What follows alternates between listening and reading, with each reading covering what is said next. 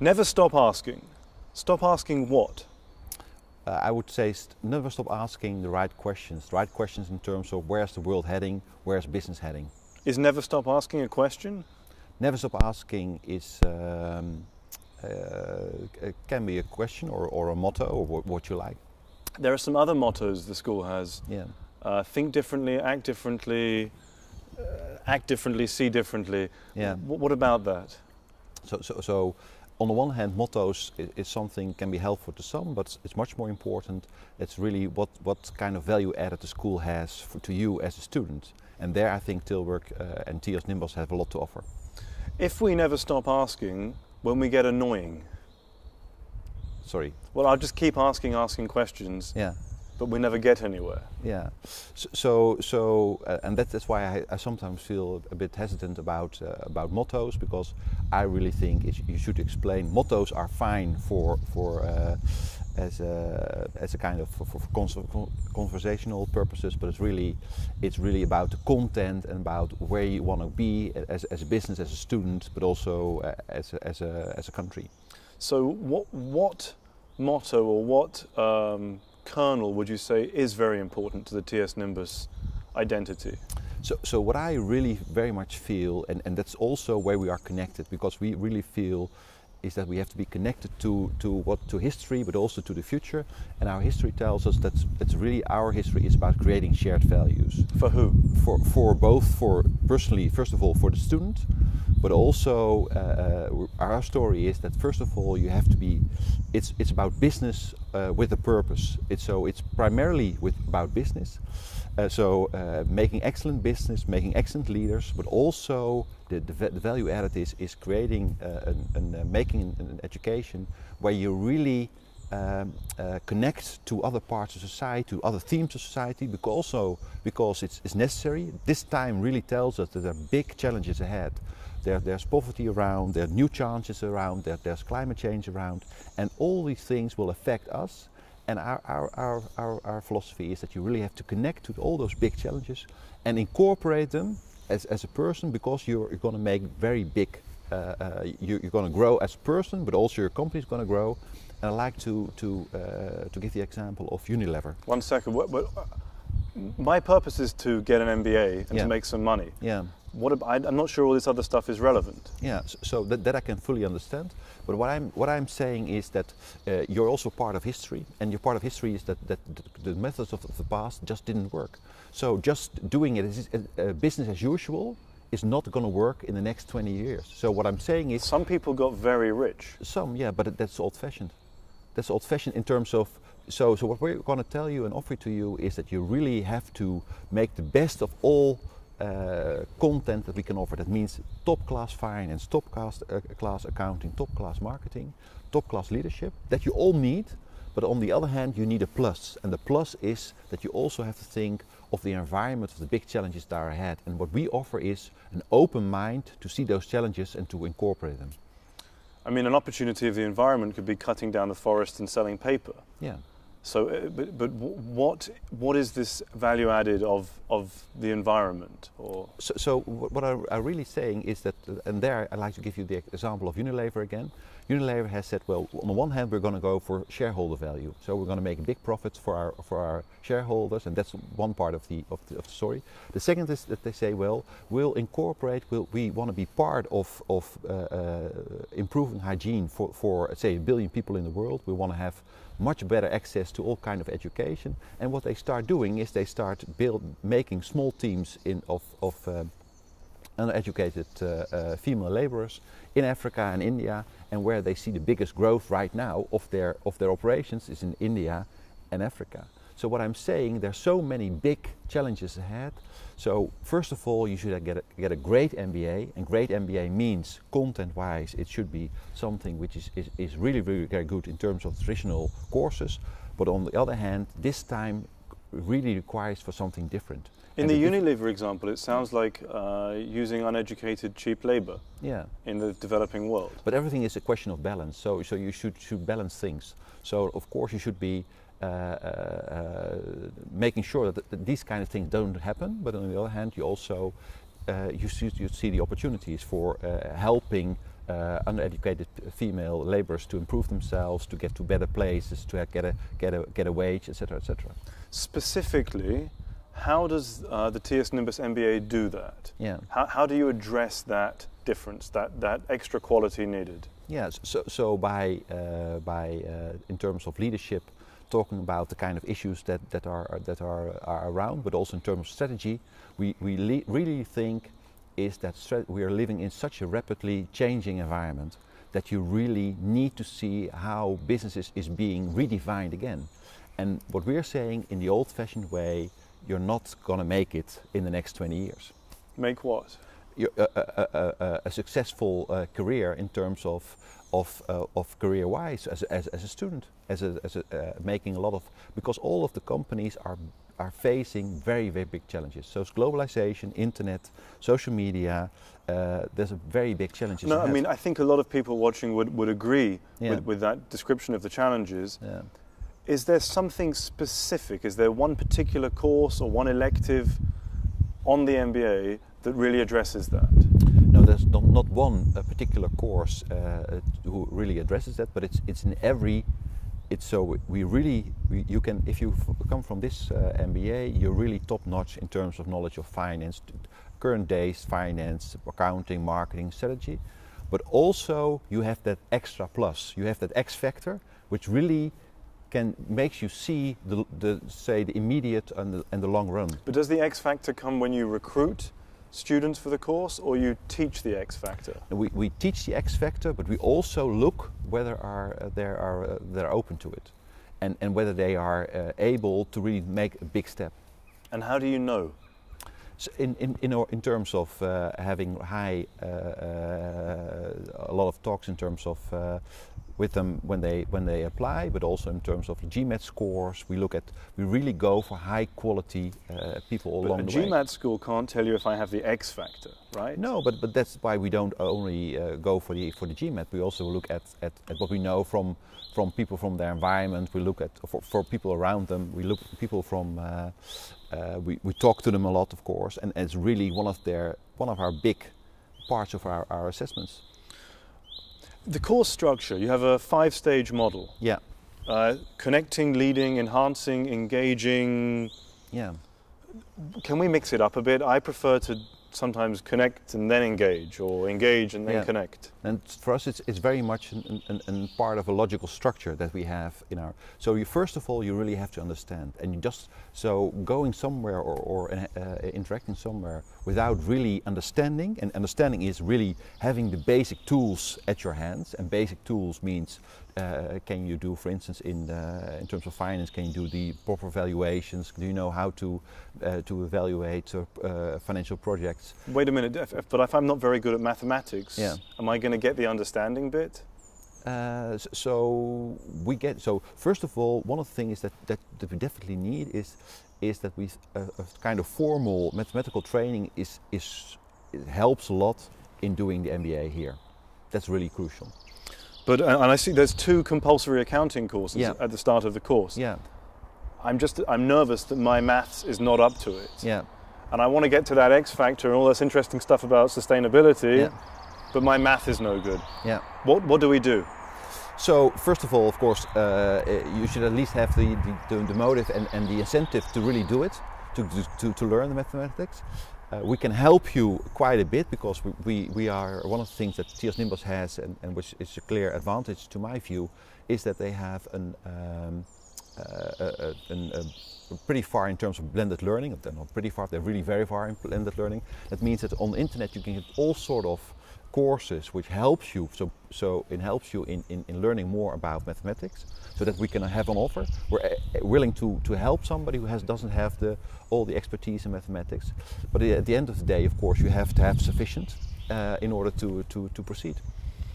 You have an elective called Management Control. Yeah. Is this how I manage my boss? So it's not about managing your boss. It's really about seeing, knowing the value of numbers, seeing what's really important for management as generally. So it gives you a much brighter tool to think about management. Once I got my boss a bottle of wine. Yeah. and he was much nicer to me. Yeah. Is that relevant to this course? No, not at all relevant. So, no. And cross-cultural psychology. Yeah. Is that something very serious?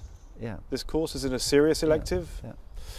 That's really very a serious thing, because we really believe that in addition to all the hard work, also the solid courses, we believe that the world needs cross-cultural understanding, thinking.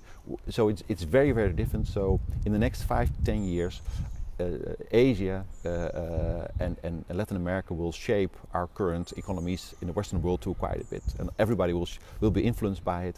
And understanding how those people do business, how things are developing there, is crucial to a successful business career. Our classes are very international, so we are, I think on average would be 10% would be Dutch, and the vast majority is international, and there's a big chunk of Asian and Latin American students. Personal development. The course puts a lot of emphasis on my personal development. Yeah. How exactly do you measure that? So how we measure that personal development is that we really design it as an important element of our MBA. And we really think, because an MBA is really a period in time when you, first of all, you invest a lot of money in your future career. Absolutely. And you really want value for your money.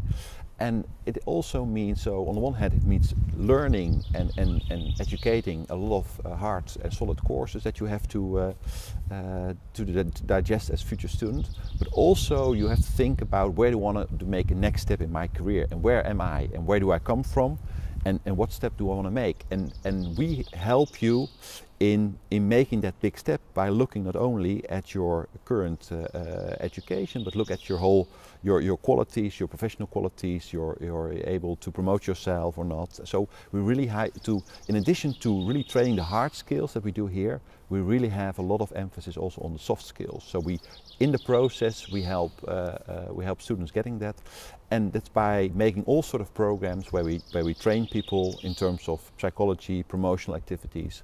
So that's part of the professional program. How do I know if I'm succeeding in the soft skills? Mm-hmm. I can get my grades on the finance and the accounting. Yeah. How do I know my soft skills are getting better? First of all, the feedback that you get from companies, of course. So within a few months, all of our MBAs, after graduation, all of our MBAs get a job. And I'm pretty sure if they had not been working on their soft skills, they would not have succeeded. They all get a job? Most of them get a job all of them get a job, but within 3 months the vast majority has a job. Do they get the jobs they want? Most of the time they get the jobs they want, yeah. And they're working in Holland? It varies a lot, because of course, because we have a limited size of Dutch students. So for them it would be natural to work in Holland, but so they work across the globe. But we often see that for instance, that some Asian students that did the MBA here start and do as a first job after the MBA, they have a job in Holland. Holland's quite famous for lax laws. Yeah. Is it easy for me to come here, do the MBA and set up my own brothel or drug outlet? Yeah, so Holland is changing as well. So the latter part of your question I think you can forget. But it really tries to be a very open and tolerant country, and really to be very. Holland has over the past 5 to 6 centuries has always been a very trade-minded country. So they really want to are very open to high-quality people.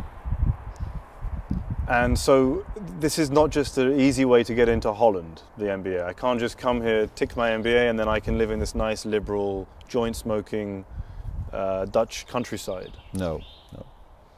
Will I get a good joint in Tilburg? If you we're not going to promote you having a joint in Tilburg, but if that's desperately what you want, then it's your own decision. Thank you. The course mentions something which really interested me: society. Yeah. The British former Prime Minister who died recently, Margaret Thatcher, said, "There's no such thing as society." Yeah. Is there? Well, that she said 30 years ago, and we had 30 years of experience in history since then. And I think I would say it's society stupid. That's what I would say to her. You called Margaret Thatcher stupid? At that period of time, I would say it's society. So, but what specifically does the school do with society?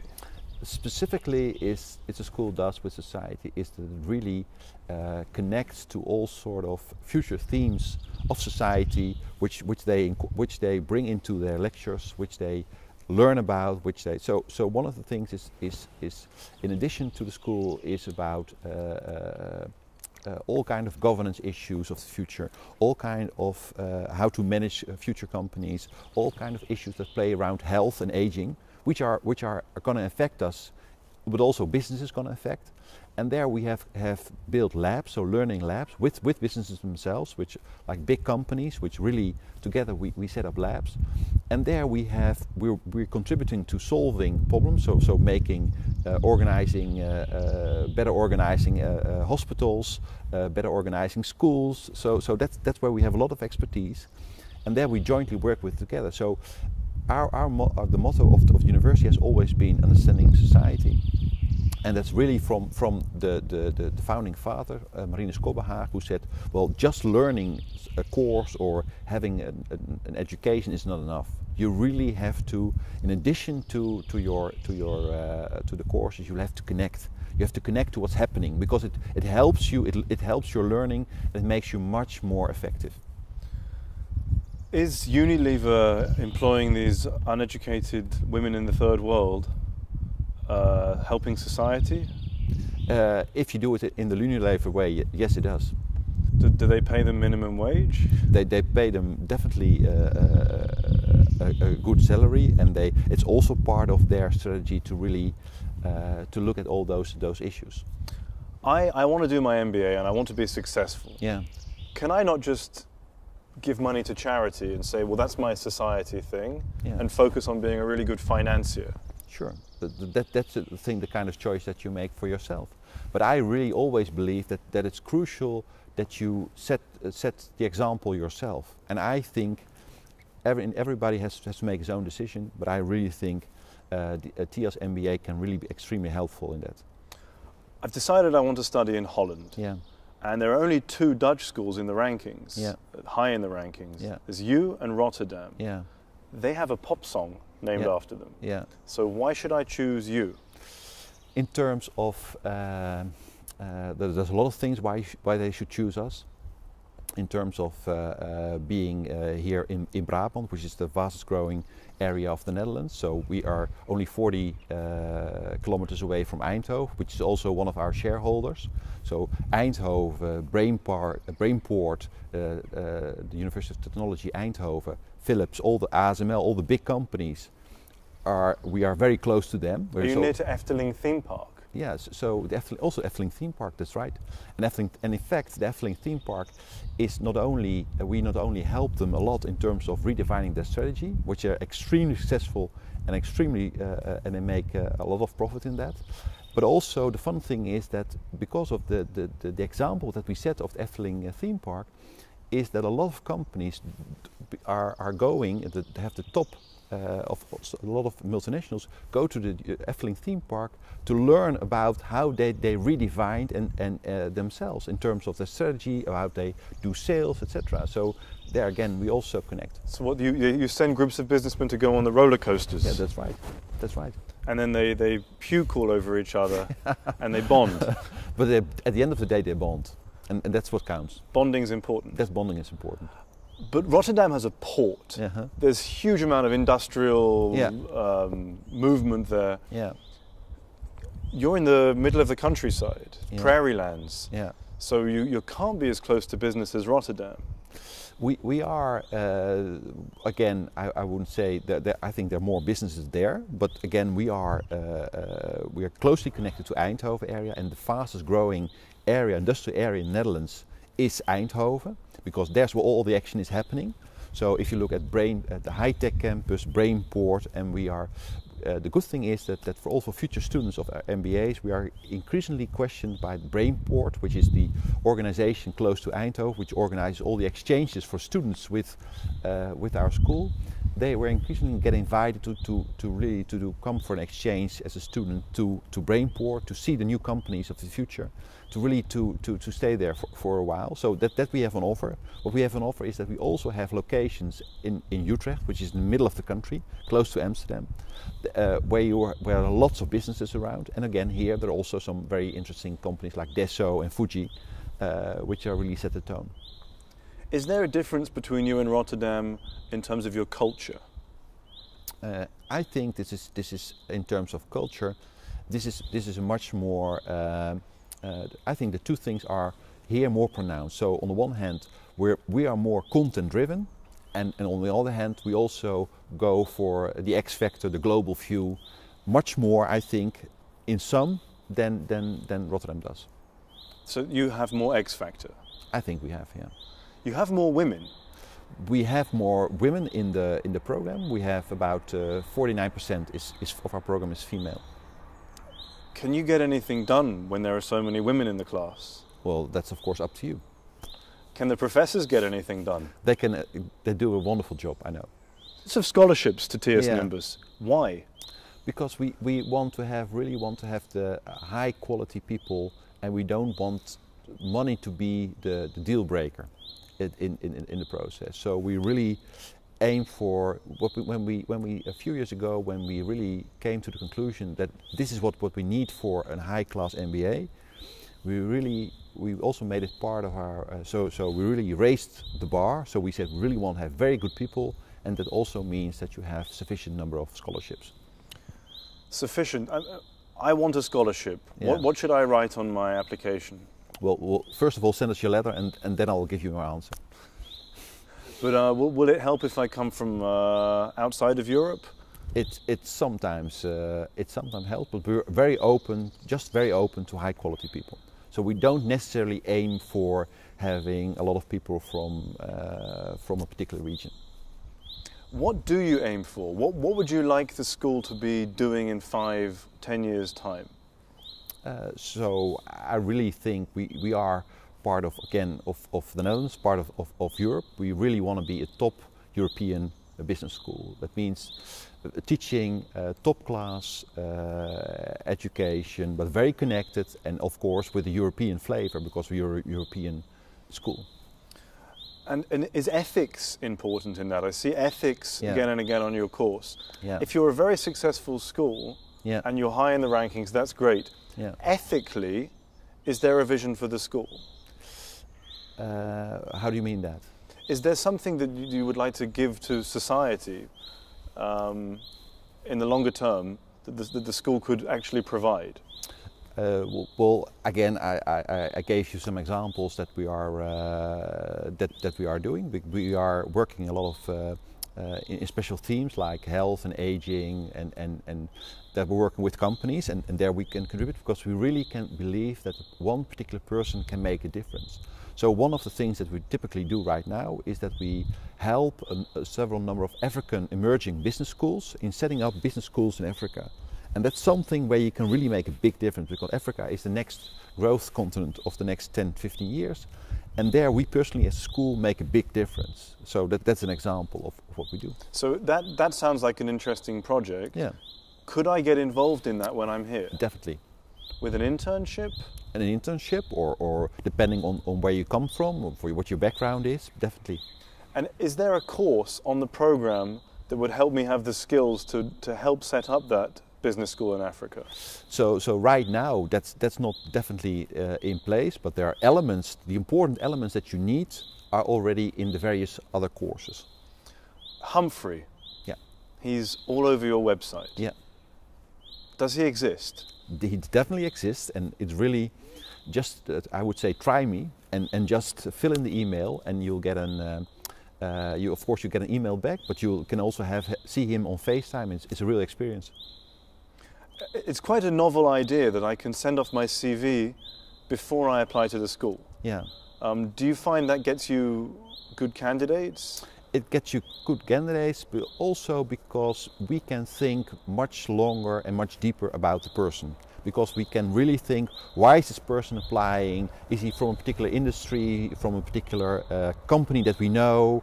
And of course, if somebody applies from a company that we already long know for a long time, we can really connect much better, and we can ask other people that we know from the company whether it fits his or her agenda. So we can co-think much better than we did in the past. Does this bird study on your MBA program? I don't think so. He keeps repeating the same thing. The same mantra again and again and again. Yeah. What can happen to me at TiasNimbas that can't happen to me in another business school? Well, of course, there are. I'm not telling here that what we offer is elements of what we have on offer is not at other business schools, because it isn't. It's part of our curriculum, of course, is being taught at other business schools itself. But we really believe, because we stand in a long tradition, it's almost 100 years of Tilburg University, where we really thought of doing business or organizing ourselves in a particular way. And it's really crucial is, on the one hand, you have to have all the framework of the solid foundations, because you have to learn the language. You have to learn the language of business. And we're very much able of learning the language of business to you. But on the other hand, you say, just learning a language is not enough. You have to apply it, and you can apply it by connecting very practical and in a very straightforward way to business and to society, because there's where things are happening, and that really brought us where we are, and it brought us the school, the Tilburg University, a long way, I think, in terms of rankings. So in economics and business, research-wise, the school is number 3 in Europe, already not for just this year, but for almost 15 years, and that's very straightforward application of, on the one hand, learning what you need to know, but on the other hand, that's always have to be that you learn much more by applying, connecting to society, is something which makes us different. Does it make a difference that you're on a university campus? It's not just a business school here. Yeah. I think it makes a big difference, because we're independent, but we're part of the university, of Tilburg University and of Eindhoven University, so we can benefit a lot. So one example I'd like to give to you is that one of the things that we designed only very recently is in terms of a full course on social media and marketing through social media. In the full-time MBA? No, not ready already. I'll just give you an example, but what I'm going to say, we did this for businesses, and it's such a huge success for businesses. We're now making an open program, and we're now thinking of applying it to the MBA as well as an extra elective, the social media course, because something has so much impact. So it gives you an example of how we operate. So you experiment? We experiment, yeah, definitely. And will you experiment on me? In what sense? As an MBA student, am I part of an experiment? No, so we only experiment. So what you would say, only tested material and tested way of thinking is going to be offered to the MBAs. So on the one hand, so that's why I'm saying I gave the example where the course on social media is such a huge success for several very large multinational companies, and then we made it into an open program, and we're now thinking incorporating into the MBA as well. So it's how to poke people on Facebook. That's just your words. I think differently. You think differently? Yeah. You didn't like that motto before. No, well, I think differently about it. But one thing definitely that we learn is that internet really changes the way we operate, and so we very much learned that in the past you had 2 weeks to react, and now it's within half a day that you really have to react as a company in order to be successful with your future clients, and that's something also important insight that we try to share with our MBA students.